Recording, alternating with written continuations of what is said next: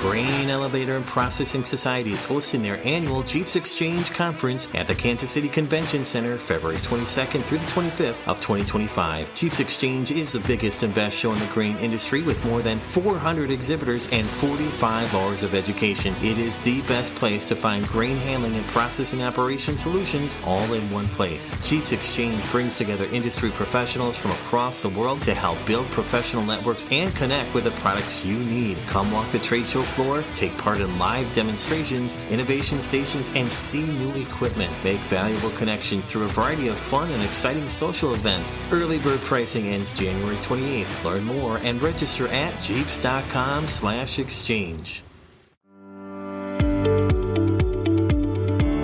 In today's episode, we're diving deep into a critical topic for anyone involved in grain handling and processing: inventory management. Stay tuned for this highly informative discussion. My name is Jim Lenz, your host and producer of the show and Director of Global Education and Training at JEAPS, where the mission of the Grain Elevator and Processing Society is to champion, connect, and serve the global grain industry and our members. At JEAPS, we work to be the global community and thought leader for the grain industry, which feeds and fuels the world. Thanks for listening today and for joining the network of thousands of other grain handling and processing professionals across the globe taking strategic steps to grow professionally. The Whole Grain Show will give you the competitive advantage to win at work so you can make more of an impact. Today we're joined by Jim Voigt, a longtime veteran of the grain industry with extensive experience in inventory management. Jim will help us explore the essential components of inventory management, discussing why it's crucial not only for operational efficiency, but also for overall profitability and sustainability in the grain industry. Throughout our conversation, we'll cover a range of topics, including the challenges faced in managing inventory in grain facilities, the impact of effective inventory control on operational success, and the importance of understanding key terms and concepts. We'll also examine different storage methods, the use of technology and data analytics in inventory tracking, and best practices to optimize inventory levels.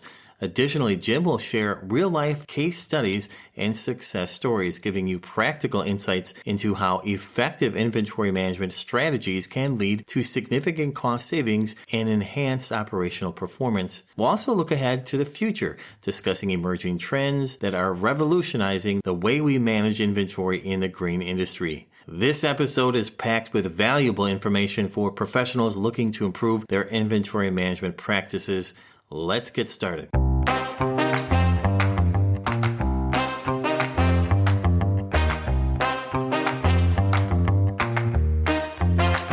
Today, we have the pleasure of welcoming Jim Voigt, a distinguished expert in the grain handling and processing industry. Jim's impressive career spans several decades, during which he has significantly contributed to the growth and efficiency of major companies like ADM. He has sourced and trained over 5,000 employees to supervise and manage ADM grain facilities in North and South America, facilitated the expansion of ADM's domestic grain operations, and played a pivotal role in establishing ADM's international grain operations in South America. He has also co-founded ADM's Continuous Improvement Support Team, enhancing plant efficiencies and inventory management. As the president of JFV Solutions Inc, Jim provides top-tier consulting services, facility analysis, and operations management training. Jim Voigt is also past international president and chairman of the board of JEAPS. Jim, thank you for spending time with the JEAPS Whole Grain Podcast listeners. Thank you. I appreciate the opportunity to share my thoughts with your audience today, Jim. Jim, to allow our listeners to get to know you and to start the show with a bit of positive spirit, could you share with our listeners a mantra or success quote that you live by professionally? Sure, Jim. I think one of the ones I try and stay humble with this and keep my perspective is that you do not need to be the smartest person in the room to succeed. I always found it best to build a team and a network with individuals whose strength and knowledge offset my weaknesses, and that allowed me to have the successes I have had. Oh, I like that. Thank you for sharing. Jim, you've had such a special and diverse set of roles and responsibilities in the grain industry. Could you highlight some of those roles in the industry? Well, with the career I've had and the opportunities I had, that's kind of a difficult question for me, Jim. But I think looking at it is, I had the opportunity to grow with ADM, where we went from about 50 locations to over 400 globally in about an 8 or 9 year period, turning it into the largest grain company in the world. And I got to be directly involved in making that happen. That was exciting. I would also say that the opportunity to work in 20 different countries around the world was a great experience. But I think the thing that probably gives me the most satisfaction is today I look around and I see the head of operations for a lot of these major grain companies, larger grain companies in the U.S. And these are people that I had found, trained, and developed in my career at ADM. That's a lot of satisfaction there. That's incredible. That's why it's so special, Jim, to have you on the show, just to have that wealth of experience, to see the fruits of your labor, meaning a lot to you, that you've trained and worked with these individuals. What makes working in the grain industry so special to you? I started with Continental Grains Allied Mills Feed Division in East St. Louis in 1974. But prior to that, in my youth, I grew up in Northern California, up in the rural part of the state. It was ranching, farming, the lumber industry, and I was involved in 4-H starting at age 10 through 18.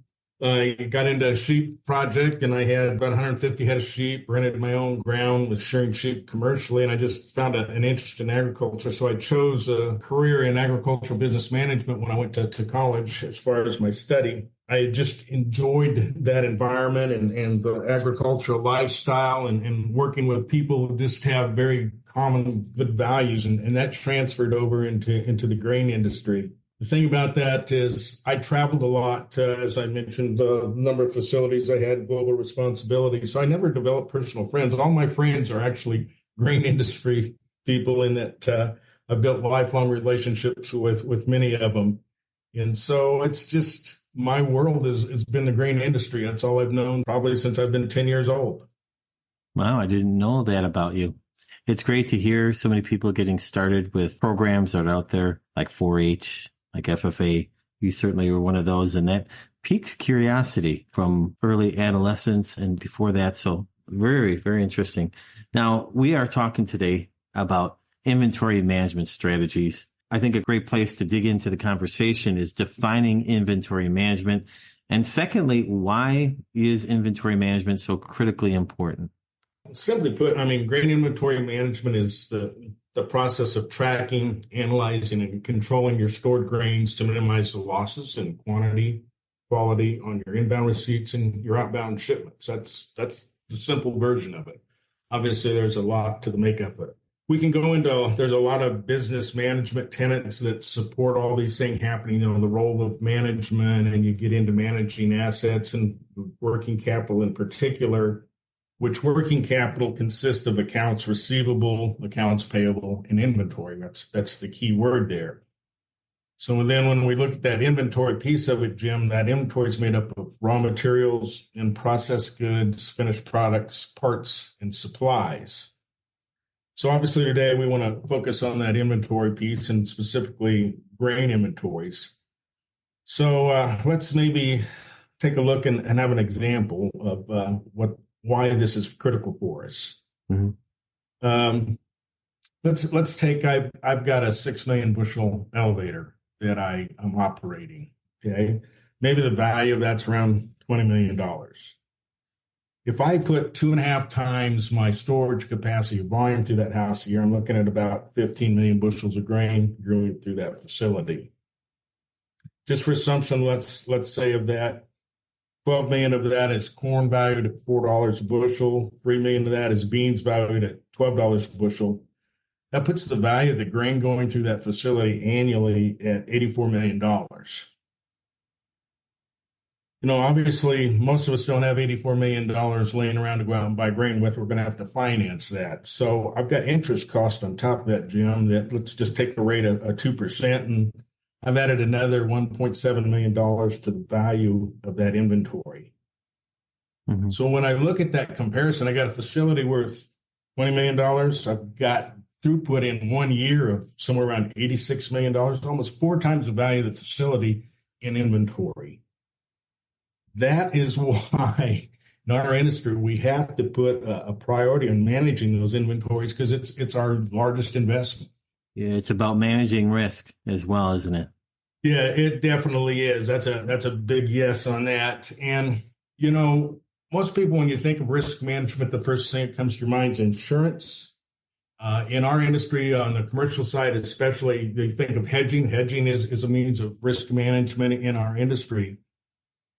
But when we look at the operating side, we sometimes don't apply that risk management thought process. And it's interesting that we do it in safety. In safety, we do the job hazard assessments or job safety assessments, where we go out and we identify our risk, and then we find ways to analyze and control all those risks and monitor what we're doing. We can need to do the same thing in our operation processes, apply that same risk management strategy, where we're going to go out there and we're going to identify the risk, we're going to analyze that risk. What's the severity of it? How likely is it to happen? Then we're going to prioritize which of those risks we're going to control, how we're going to treat them or eliminate or reduce them, and then monitor and ensure our plan is working. And we need to apply risk management, particularly when we're looking at inventories. What is the impact of effective inventory management on both operational profitability and sustainability? Well, why don't we back up a second, Jim? We talked about the value of this grain we're putting through a year. Let's take that $84 million number for this facility we identified. Mm-hmm. If I had a 1% shrink or loss on product through that facility, that would equate to $840,000. Now, through risk management techniques, if I was able to cut that in half, I would drop that number to $420,000. And if I could get that number down to 0.25%, which is more where we'd like to see that number, I reduced that to $210,000. So you can see that we've basically added $600,000 to our bottom line if we can get from that 1% down to 0.25%. And that's what our job in management is, to minimize those losses, to make sure that we are profitable, and profitability drives sustainability. We also have to consider that we may have some quality losses on the grain in there that would be in addition to that if we're not managing all our processes correctly, whether we're over drying or some other things. A third piece of that would be are we efficiently doing our mix and blends where we're taking full advantage of the grain we have in there to generate income? So that controlling shrink and the mix and blend can have a whole lot larger impact on the facilities and profitability than just controlling cost, which is still an important thing we need to do. There's so many challenges in inventory management. Got to be organized. Inventory management requires a systematic approach. Process encompasses several critical aspects, as you noted. What do you believe are often recognized challenges faced in managing inventory in grain facilities? We'll be back after a quick break. GEAPS Training and Education Program is proud to release Introduction to Grain Operations. This new course is a multimedia version of what was known as GEAPS 500, with dynamic graphics, video examples, photographs, multidimensional illustrations, animations, and interactive exercises. This course is sure to prepare your teams for the work you need them to do. This is a great industry primer at a great price. For a limited time, GEAPS members may purchase the course for just $195. Non-members still save and pay just $295. For more information, visit jeeps.com. Well, I think probably the first thing that comes to mind is the lack of emphasis on making inventory management a priority and the planning that goes with it. Particularly on the operating side and our day-to-day activities, we're worried about just getting trucks dumped, grain dried, trucks loaded out, trains loaded out, whatever it is. So those day-to-day activities consume us, and inventory becomes this once-a-month activity we do that's kind of similar to going to the dentist and getting a tooth pulled. That's how we feel about it. And we let those daily activities drive what we're doing. So I think the first thing is just where our emphasis is at and lack of planning. But time is another thing. I mentioned all these data activities. We've got trucks to dump, crews to schedule, equipment to maintain, employees to manage, all these things going on. And they take priority. They truly do, unless you've planned out your time management and prioritize the things that are really important. So if you don't want to have a surprise at the end of the month, you really need to find time every day during that prior month to concentrate on the inventory management program.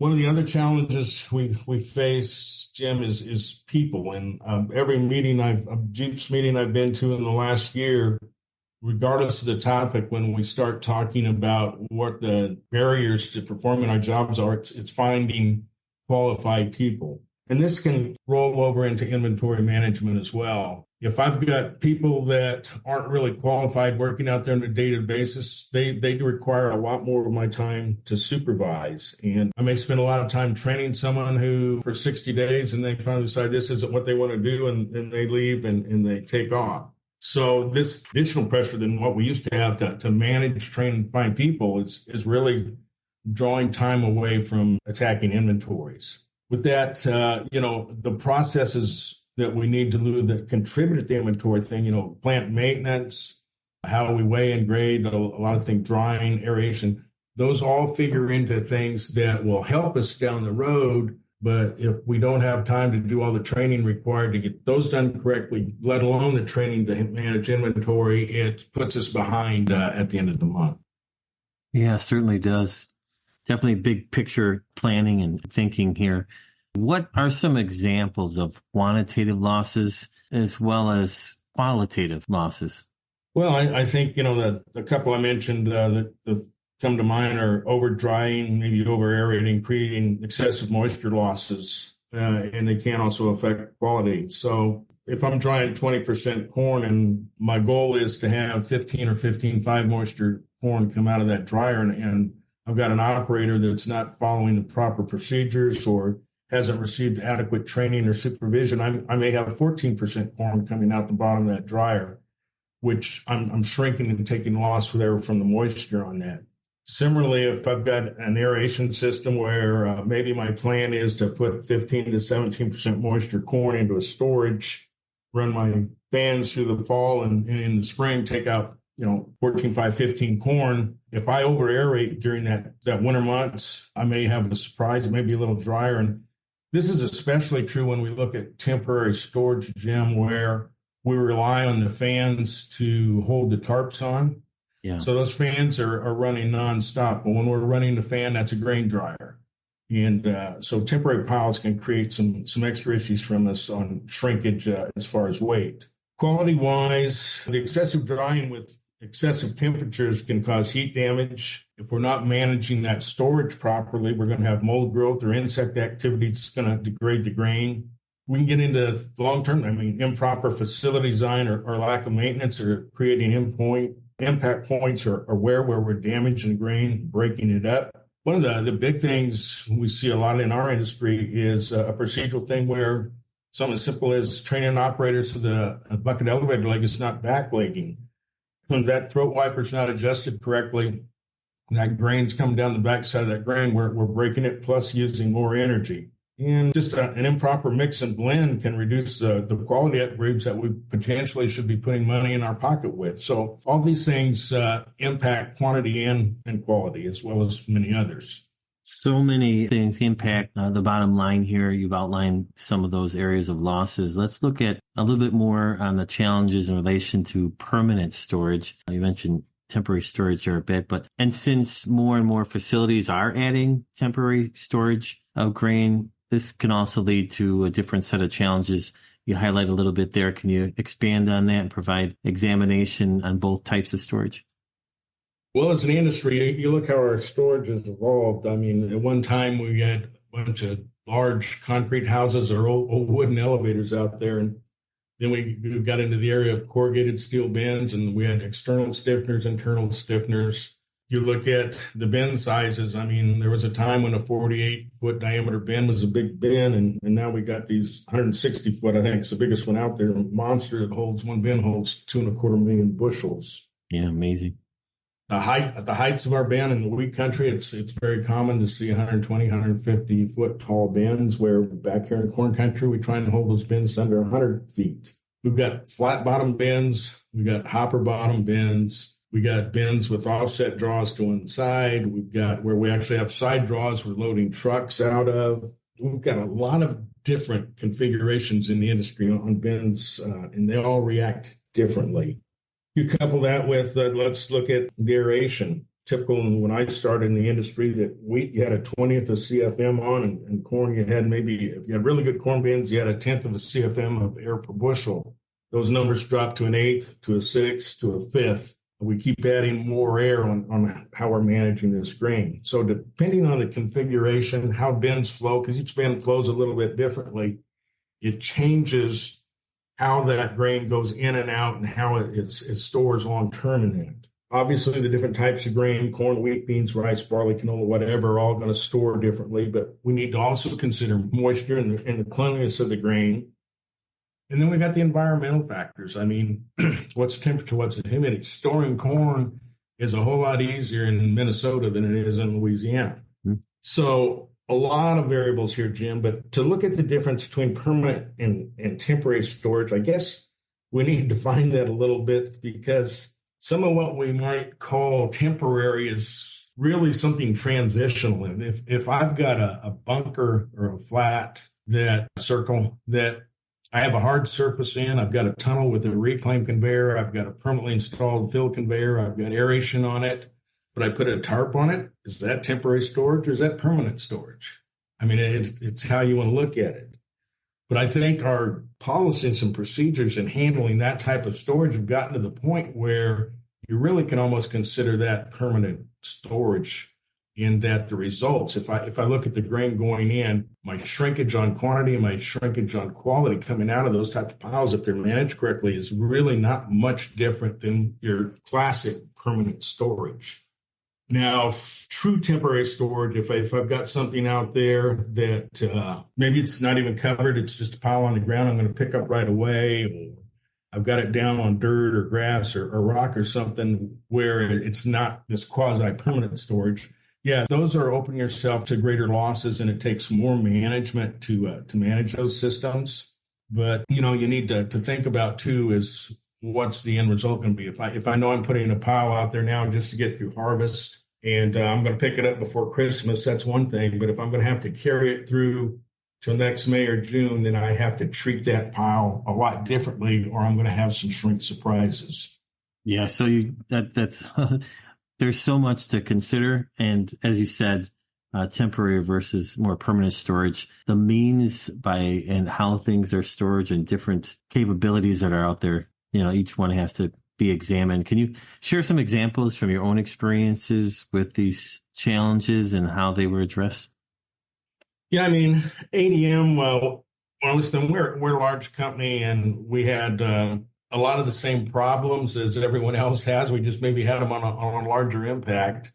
One of the things that I found the way to address these was we needed to work with the team and have strong two-way communication on a daily basis. And I had to do that with the origination team, the trading team, logistics, and people we all kind of set in a pod in our office to do that. That allowed us to develop basically a plan for the crop year, what we were going to see, what the market conditions are. We had to look at where there are carries in the market or not, and where we're going to prioritize space for corn or beans or wheat. And then also what quality of grain were we going to need to fulfill our contracts, and when and where were we going to need that. So that whole planning communication thing became critical for me in my past experiences. And also I needed to understand what were the capabilities of my facilities, Jim. What could they and not do? I mean, there's limits, obviously, to all systems. So I had to understand my strengths and weaknesses. And when we were laying out those plans, I had to know what those were and account for those. To compensate for some of those, we developed specific SOPs if we were going to go one way with storing grain, or some others if we were going to go another way. Mm-hmm. What I did with my repair and maintenance budgets, capital investments also were driven long-term from these storage plans. Basically, what I'm going to call them a storage plan, which is part of the inventory management. Training was also critical for us in that, we were working with the accounting department, and they provided the leadership for us really in the inventory process, and they determined, what knowledge, skills, and tools were needed to successfully complete an inventory management process and develop the SOPs. And then we would take that and build out a training program for our employees, make sure that we had qualified individuals who were doing the day-to-day activities, impact inventory, as well as the inventory process itself. And finally, standardization is really helpful in the inventory process, where if you have these SOPs and everybody's doing it the same way, when you've got multiple locations and you start moving people around or moving people to help during inventory or critical events during harvest, if you have standardized processes and procedures, that greatly can help in managing that inventory piece.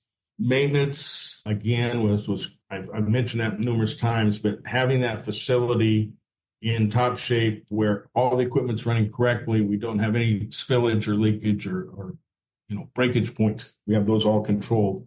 It's also very important in my past experiences.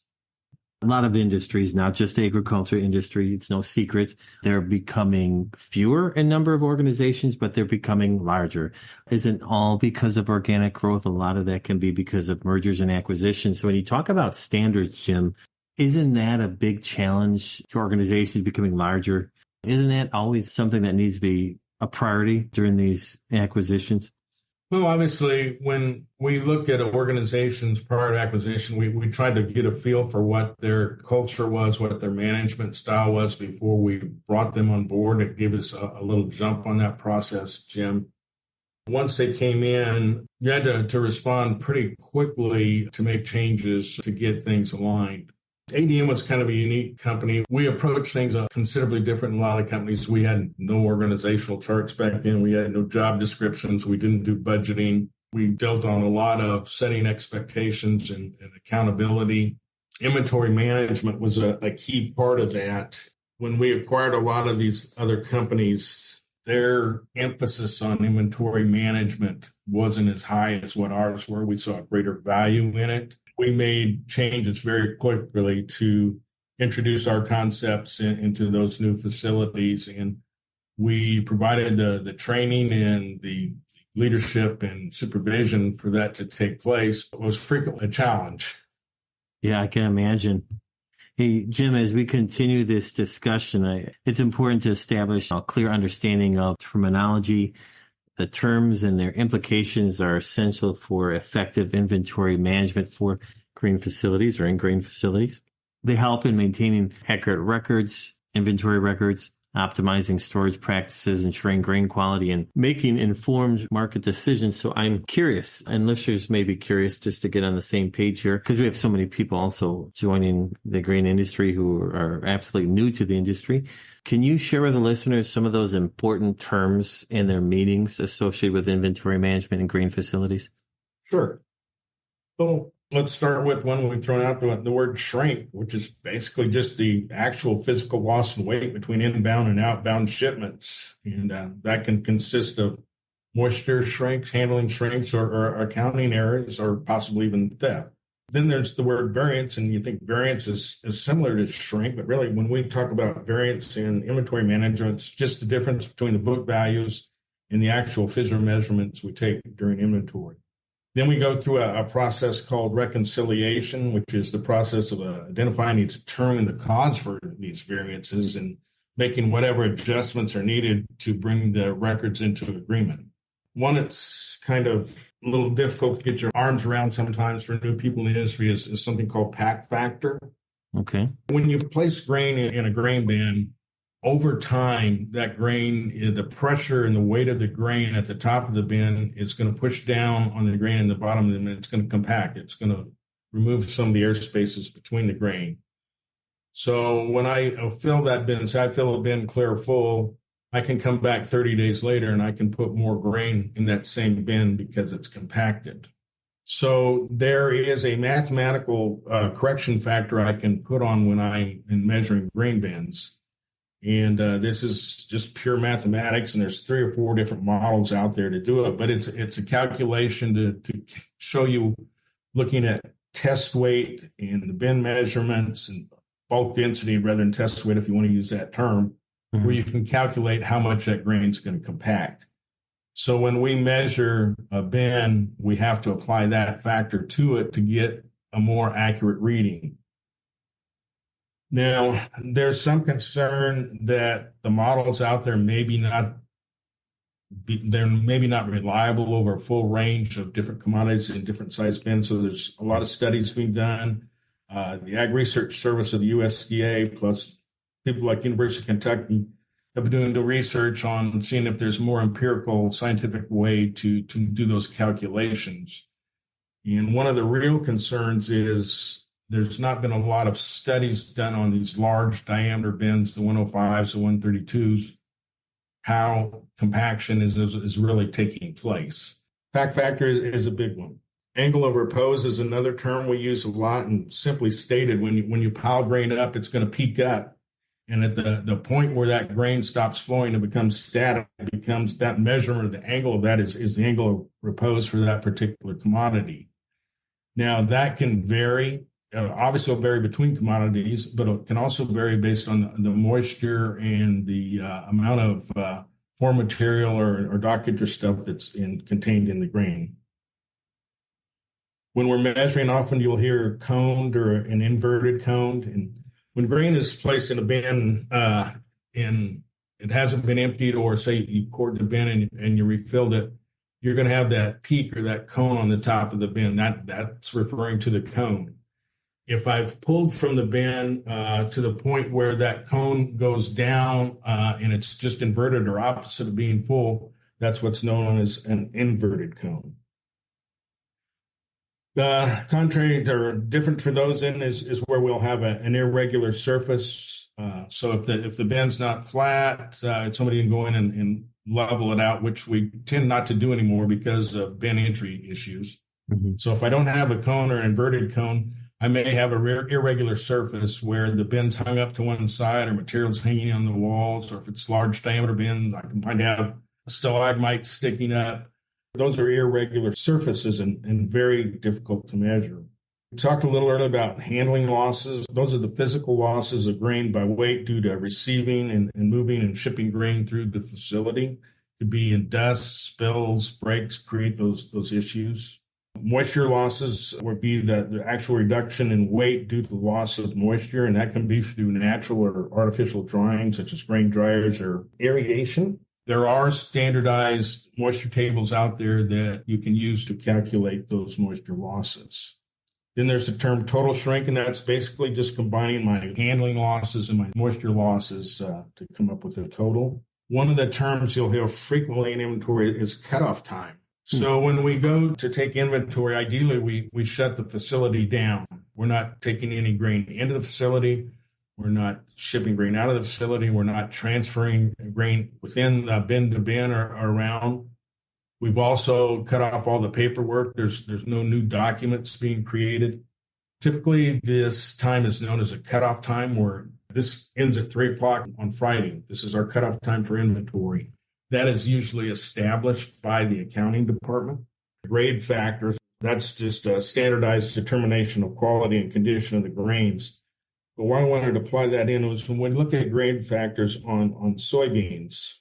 Foreign material on soybeans is treated differently than most other grains in that under the USDA standards, the percentage of weight of foreign material of soybeans is actually deducted from the received weight at the time of grading. Even though you may be putting that weight into your bins, it is not accounted for. So it's kind of a little bonus, if you will, in managing our soybean inventories. Can you provide us with a brief overview of what some people may refer to as traditional inventory control methods used in the grain industry and how they differ from more modern methods being employed today? And also, please take into consideration processes and procedures. I think, Jim, if you look at the basic process of taking inventory, it's creating documents for what you received in the quality. It's measuring a bin. It's making adjustments for pack factor, drying losses, aeration losses in moisture. You may apply a handling shrink, like on corn. On wet corn at ADM, we applied 1.4 shrink factor to account for all those handling losses, and then we added the moisture shrinks on top of that. So all those processes, those have been around for a long, long time. There's nothing new.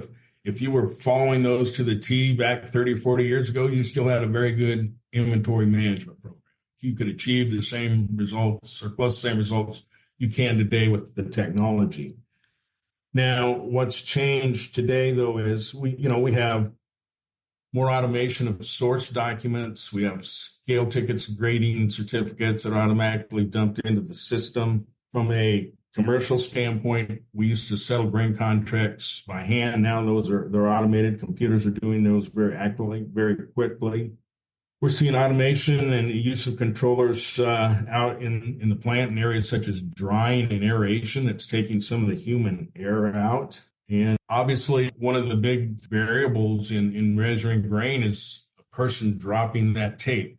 I had instances where we had some really crazy readings at one location, Jim, and when we investigated it, we were using the tape the guy measured bins with every day. Well, that tape had gotten a screw conveyor at one time. The bottom 6 feet of it were missing. So the guy who used it daily knew the 6 feet were there missing. He added to all his measurements every day when he turned them in. But the people doing the inventory did not know that. And so those 6 feet were disappearing in every bin when we measured them. So technology now has the ability to go in and scan the surface of these bins, creating 3D imaging and simulation to show you exactly what that surface looks like and calculate the quantity in it. That's where the change is. It's the automation and technology in the measurement, in the document handling, and in controlling the processes. I mean, the grain industry, it is an innovative industry. I know there's a lot of industries has gone through changes. The grain industry is certainly no different, just with the evolution of tools and applications and technologies within industry. Tools and software, they've been huge on inventory tracking and management, hasn't it? Yeah. And what that does is it makes the information a lot more timely and accurate, particularly the source documents. The use of computers and software and automation, scanning devices, network systems where all the information is collected and dumped in together. It reduces the time to enter data and reduces that human error. In a lot of cases, it lets us get more into looking at individualized data, individualized loads, and settlements can be matched up very easily in real time. And we can get more real-time management of the inventory, knowing where we're at with just the click of the mouse. That ability to look at stuff in real time allows for a more constant monitoring and ability to address the variances immediately instead of waiting and 2 weeks later in the month, I want to take inventory to trying to figure out what happened. Yeah. So great tools out there to take advantage of for sure. So you've shared some insights on the use of inventory management systems or IMS systems and their benefits. Anything else you want to add to that? Well, again, I mean, they're going to help you with tracking your inventory in the real time on a load by load basis. And you can look at purchases, deliveries, receipts, processing, storage, shipping, all those things you can tie into that IMS. And the accounting people particularly love it in settling contracts and knowing where their position is over to pass on to the trading side. And the amount of errors that have been reduced in settling grain contracts and the time that turns that over, that's been a very positive response from a customer service standpoint. Having the traders have access to this knowledge, knowing what quantity and quality we have in, lets them make more informed decisions on how and when they're going to sell grain.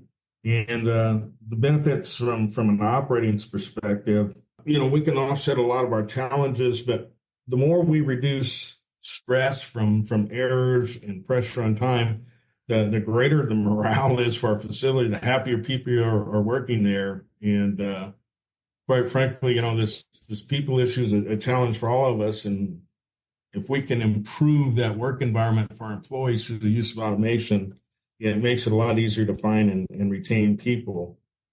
And I'll be honest, I like scanning bin technology. I have yet in my 50-year career met a person who really enjoys climbing up the side of a bin on a ladder when it's 10 below with a 30-mile-an-hour wind to go up and drop a tape in it. Data analytics, real-time monitoring, it's been a game changer in optimizing inventory levels and so much more. Yeah, who really wants to do that? I mean, Jim, you've provided a comprehensive examination of inventory management for Whole Grain Podcast listeners. What are your recommendations for best practices in inventory management? Planning is my number one, I guess I'd say, Jim. understanding your facility and knowing what its capabilities are. Standardization is very important. Training.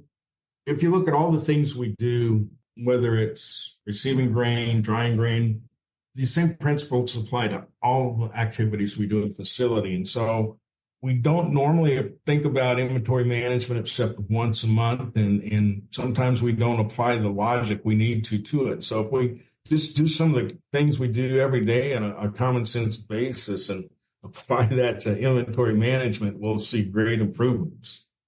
Forecasting, Jim, is a little bit of a challenge for our industry in that there are so many variables. We need to plan, and I'm a strong, firm believer in we plan, but every plan needs 1 or 2 or 3 or 4 contingency plans in our industry. Weather is our big variable. What kind of crop are we going to have coming in? What's the quantity? What's the quality coming in from the farm?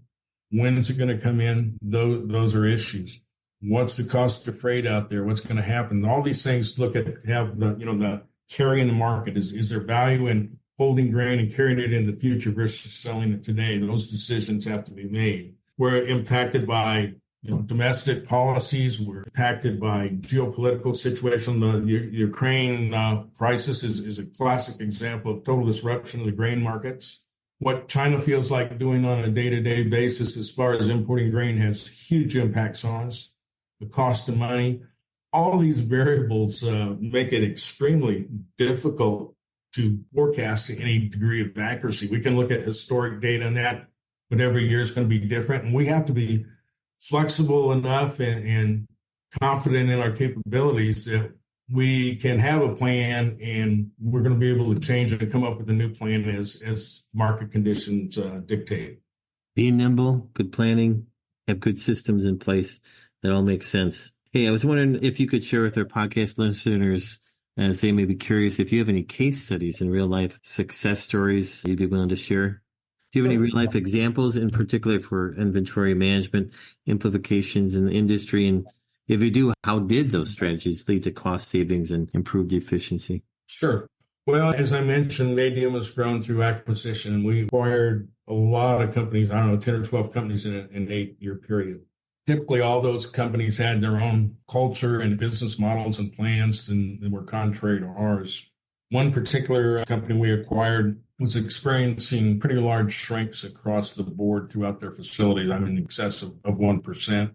And that was accepted in that organization as normal. Obviously, based on our experience, that wasn't normal. So when we started digging into why was that happening, we found a number of things that came to light we had in our program that they didn't. One of the big things is we attempted to get a empty bin cutoff or empty bin measurement on every single bin in our 460 million bushels of permanent storage every year. We didn't always succeed in that, but we always tried. And the thing is, the most accurate bin to measure is an empty bin. The second most accurate bin to measure is a full bin. This particular firm had not done any empty bin cutoffs in 5 or more years. They really did not know what they had. Secondly, my old boss at ADM was a gentleman named Bernie Kraft. He had a thing that says you can expect what you inspect, which means you need to have enough knowledge, be out active in your facilities, know what their capabilities of, know how your people are operating to manage those things. In this particular firm, their operating group never left their corporate office. They never went out into the field. And the results of that showed. The other thing they had was no standardization processes, and each individual facility was allowed to kind of operate on their own. And in some cases, shift to shift, they operated differently. We came in and instituted our empty bin cutoffs. We went in and did that actually at the purchase, and we would empty a bin, run other grain into it. So we turned the inventory so we could measure every bin empty.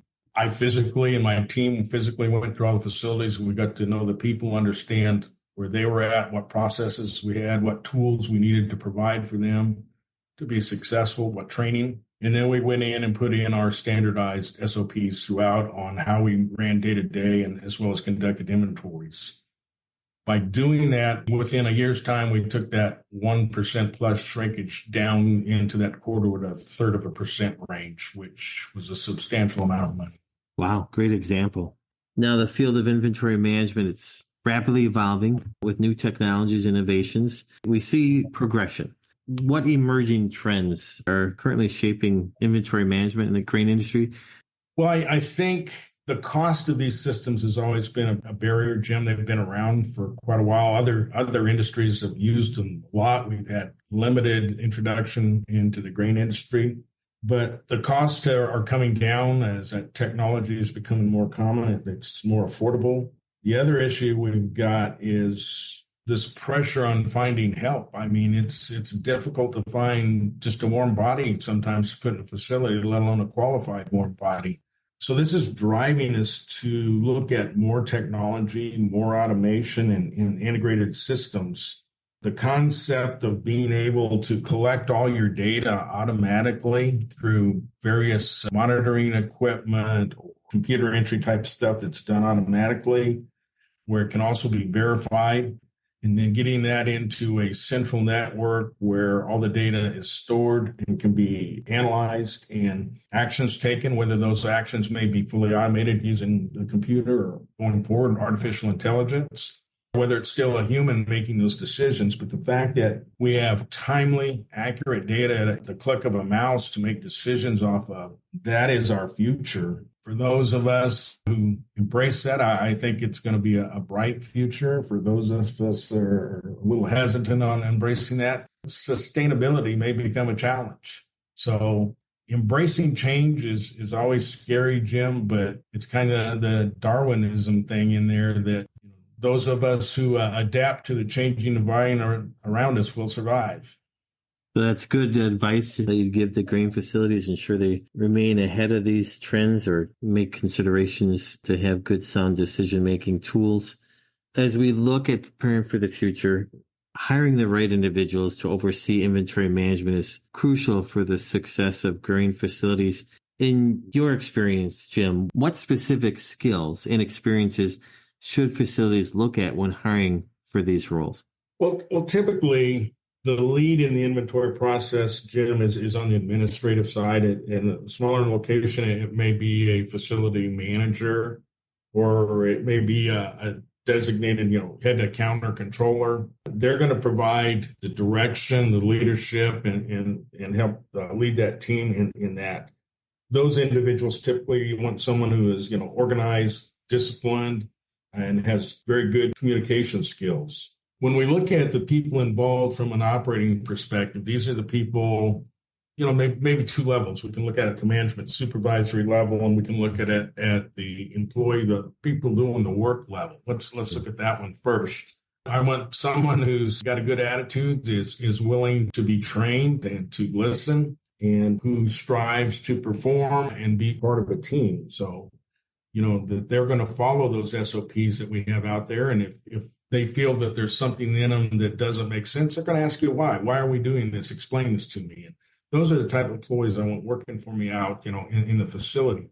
From a leadership standpoint, I'm looking for people who are driven, are focused. I really like the guy who tells me he wants my job. He wants a future in front of me because he's going to accept challenges and responsibility and do the best he can.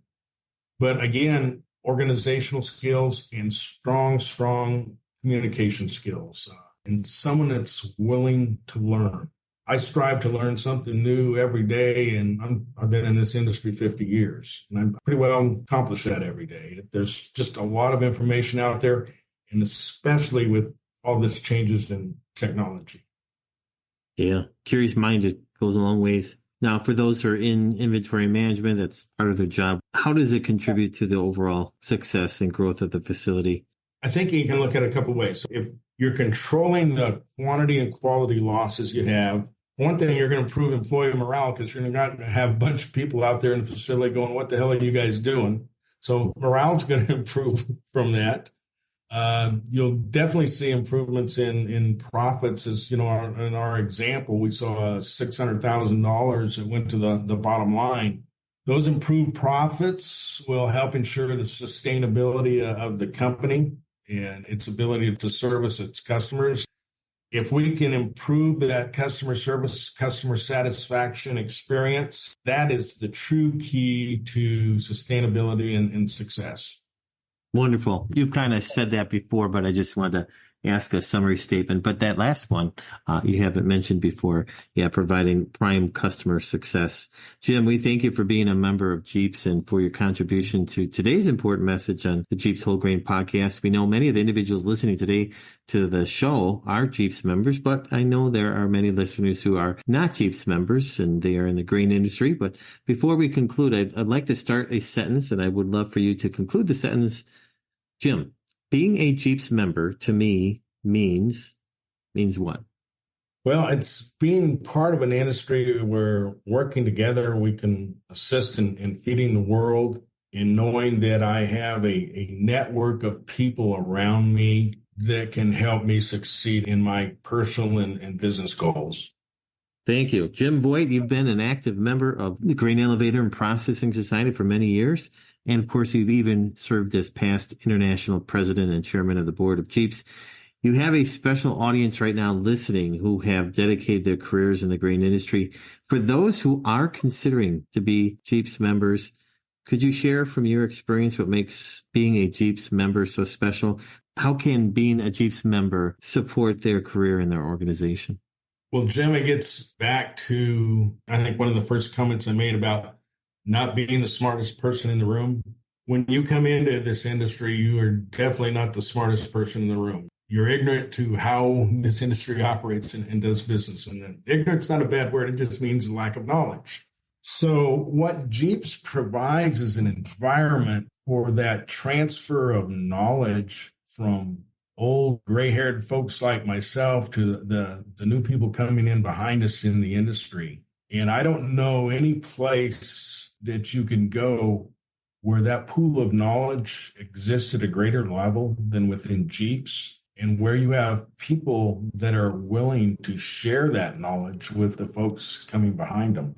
I think that's the true value of JEAPS. It's a depository of readily available knowledge for people to advance their personal and business careers.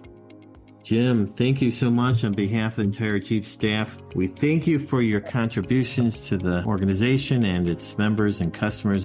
Now you've offered an in-depth examination of inventory management here in the podcast. It's such an important topic. It really offers the greatest potential return to the profitability of a company. And so we just applaud your perspective. It's really a special treat to have you on the show today. Thank you so much. Well, Jim, I'd like to thank you. I'm honored to be here. And I would like to say, we didn't get down into a lot of detail in this podcast today. Time did not allow that, but I've had the opportunity and the pleasure to work with JEAPS on upgrading the 501 section of training on inventory management. And in that 501 course, we get into a lot more of the details on the specific SOPs in grain inventory management. Yes, your contribution to that module has been instrumental in the upgrading of the course, and we're excited to share that at the time of this recording. It'll be very soon. And it's a great place to add value to your understanding of concepts related to inventory management coming up for you listeners. So stay tuned to that. Essentials for supervisors. Thank you so much, Jim. Appreciate it. Thank you. The Whole Grain Show is a production of JEAPS, the Grain Elevator and Processing Society. The Grain Elevator and Processing Society is the largest organization dedicated to advancing the grain handling and processing industry. To learn more how JEAPS can support you, your career, and your organization, be sure to visit jeeps.com. That's GEAPS.com. Hey, if you're a vendor or supplier of the industry, the Whole Grain Podcast offers a terrific opportunity to spotlight your business. If you are interested in us developing audio ads to support your product or service, or if you and your organization want to sponsor an episode and be a featured guest, please reach out to me, Jim Lenz, Director of Global Education and Training at JEAPS, and we will help you get started with the process. My email is james@jeeps.com. We look forward to connecting with you. Everybody, thanks for joining us for another episode of Whole Grain. Make it a great day.